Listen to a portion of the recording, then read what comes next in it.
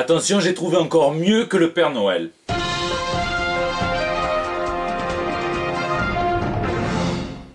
Ouais, je voulais me remettre cette année pour fêter Noël en Père Noël un petit peu chelou comme j'avais fait l'année dernière. Mais au final, bon, j'avais déjà fait et je suis pas sûr que le Père Noël soit le meilleur au niveau cadeau, hein, j'ai trouvé mieux. Attention, il existe, il travaille, il a ses lutins, ses reines et tout ça. Je dis juste que moi, cette année, j'ai préféré écrire à Christine Lagarde. Ben ouais, elle aussi, elle a une barbe blanche, hein, si vous la mettez à l'envers, hein, les cheveux, ça peut le faire. Et surtout, la deuxième raison principale, c'est qu'elle s'en fout que vous ayez été gentil ou non pendant toute l'année, elle vous file quand même 400 millions d'euros. Donc Christine pense à mon petit soulier. Bon, blague à part, hein, tous ceux qui ont besoin d'attention hein, et d'amour en cette fin d'année sont tous les victimes hein, de la folie dans la planète entière, que ce soit en Allemagne, en Syrie ou en Turquie et même ailleurs. Parce qu'au final, le meilleur des super-héros, ça reste Peaceman. Et tout de suite, eh bien, ce sont les news de la semaine. Juge Poney. Allez, je prends 30 secondes pour lever ça de devant. Hein. Quel est le point commun entre Judge Dredd et mon petit poney? Alors a priori aucun, hein, sauf pour une variante cover qui va arriver à vous faire vomir et à vous donner du diabète en même temps. Voilà, hein, c'est pour la gamme Deviations, c'est leur genre de what if, hein, donc des explorent des pistes alternatives dans les histoires de leur continuité. C'est dessiné par Katie Cook et ça sort en mars 2017. Hein, je dis ça pour Dragnir à DGG Comics et du groupe Fans de Comics sur Facebook, puisque il va forcément vouloir le commander et s'enfermer quelques heures ou quelques minutes avec dans les toilettes. Jim Lee Potter. Tiens, tant qu'on est sur les mashups insolites, quel est le point commun entre Jim Lee et J.K. Rowling? A priori aucun, hein, puisque l'une est la pro des baguettes magiques, l'autre est le pro du crayon. Eh bien, sachez que les deux ont collaboré hein, sur une illustration pour Love is Love. Alors je vous rappelle que Love is Love, hein, c'est une anthologie de 144 pages hein, qui, à l'initiative de DC Comics et d'IDW, réunira des grands noms du comic books et tous les bénéfices seront reversés aux associations LGBT de Floride, puisque c'est édité en réaction à la fusillade d'Orlando qui a particulièrement ciblé la communauté lesbienne, trans, bi et homosexuelle aux États-Unis. Jim Lee dit avoir reçu la bénédiction de J.K. Rowling pour cette illustration inédite et on rappelle que l'auteur d'Harry Potter avait déclaré que Dumbledore était gay il y a quelques années de ça. La maladie d'Alzheimer. Allez, on continue notre petit jeu de Noël. Quel est le point commun entre Mark Millar et la première Civil War? Bon, ça va, celle-là elle était facile, vous avez tous trouvé, c'est son auteur, hein, vous gagnez votre poids en papillote saveur poil de barbe. Et Mark Millar a fait parler de lui ces derniers temps quand il a déclaré sur son forum qu'il avait trouvé l'adaptation de Civil War, donc Captain America Civil War, un petit peu trop morne et lugubre. Il a même déclaré qu'à part les 20 premières minutes qu'il a bien kiffé, eh bien, il ne se souvenait même plus de ce dont parlait le reste du film. Alors on reviendra plus tard sur les problèmes d'amnésie hein, de Mark Millar, moi je pense qu'il faut en parler. Et en attendant, j'aimerais avoir vos avis. Donc est-ce que vous avez trouvé Captain America Civil War lugubre ou est-ce que vous trouvez que le comics l'est bien plus encore? Parce que oui, la vraie question, hein, on va pas se mentir, c'est ça. Quel est le point commun entre Captain America Civil War et le comics dont il est censé être adapté? A priori, il y en a autant qu'entre moi et un imberbe. Alors certains l'ont d'autant plus mauvaise qu'ils reprochent à Mark Millar d'écrire des comics sombres. On pense par exemple à Nemesis. D'autres lui reprochent carrément de ne plus écrire des comics, hein, mais des storyboards qu'il va vendre ensuite à des studios de films pour des adaptations.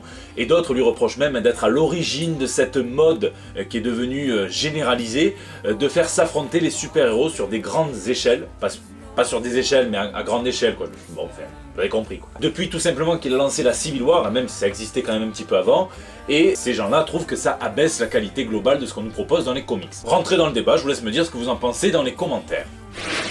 Dead Punisher. Et justement, puisqu'on parle de super-héros qui s'affrontent, hein, l'un parle beaucoup trop, l'autre murmure quelques mots une fois tous les 36 du mois. Je parle évidemment de Deadpool et du Punisher, et Marvel hein, voudrait les faire s'affronter dans une série qui s'appellera Deadpool vs Punisher. Ça sortira en 2017 et ce sera probablement une mini-série en 5 ou 6 épisodes. On connaît pas plus de détails, mais on rappelle quand même que les deux super-héros, ou les deux personnages du moins, partagent une histoire commune puisqu'ils ont tous les deux fait partie des Thunderbolts. Alors évidemment, ça serait complètement horrible que de vous demander de préjuger d'une œuvre avant de l'avoir lue et de l'avoir étudiée en détail.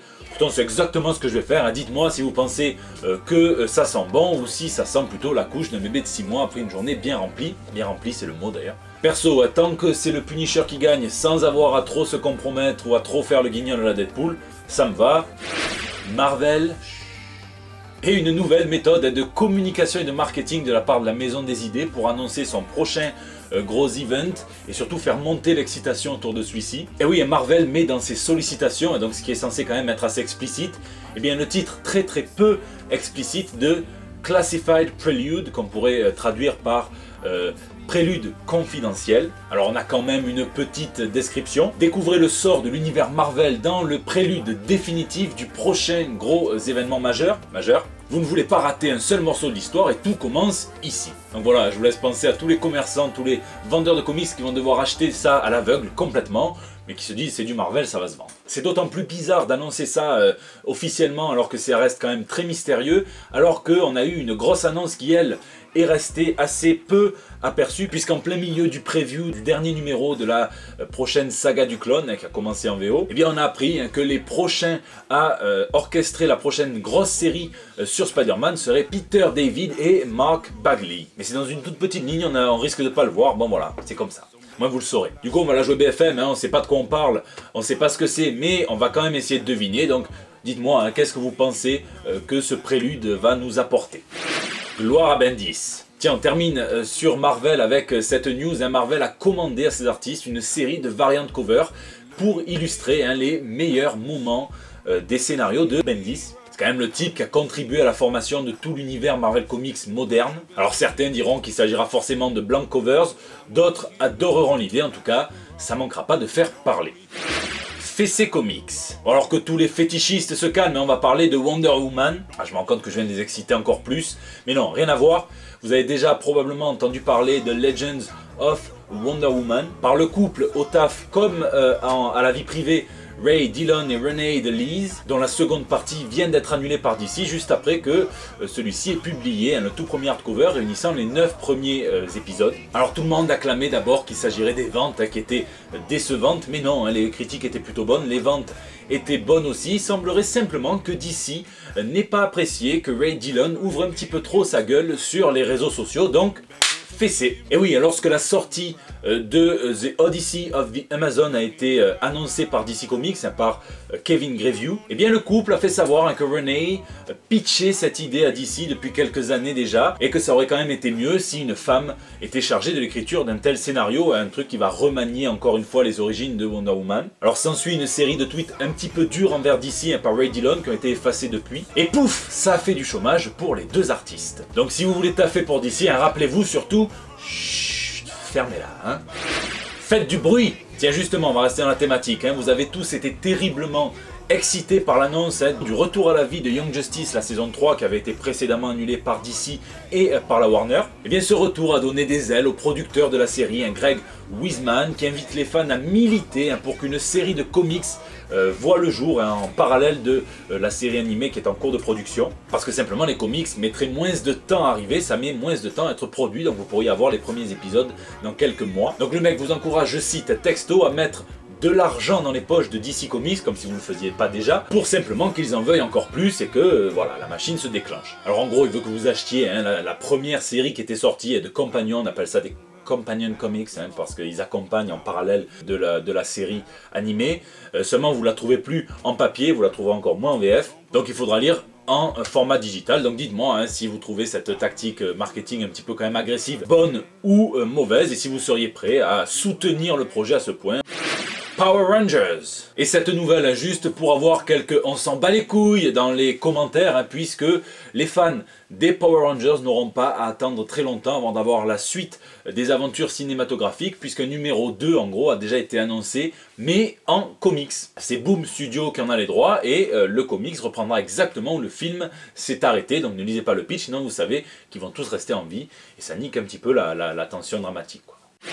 C'est la fin de ce JT Comics, j'espère qu'il vous a plu, je vous souhaite évidemment de joyeuses fêtes, le Papa Noël, Christine Lagarde, qui vous voulez. Je fais un gros bisou à tous ceux qui sont seuls, à tous ceux pour qui c'est pas la fête évidemment, parce qu'il y en a. N'oubliez pas que vous pouvez venir discuter sur les réseaux sociaux, vous pouvez aussi m'y laisser vos petits messages pour le bandeau, sur YouTube, dans les commentaires, sur Facebook, sur Twitter, sur Instagram. Je vous donne rendez-vous dès la semaine prochaine pour de nouvelles nouvelles, toutes fraîches, et d'ici là, lisez et lisez, profitez, c'est les vacances. Oui, je tiens à m'excuser publiquement, dans le dernier JT j'ai confondu Link et Zelda, depuis j'ai reçu des menaces de mort.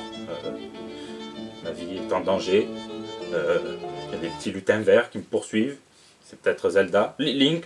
Oh.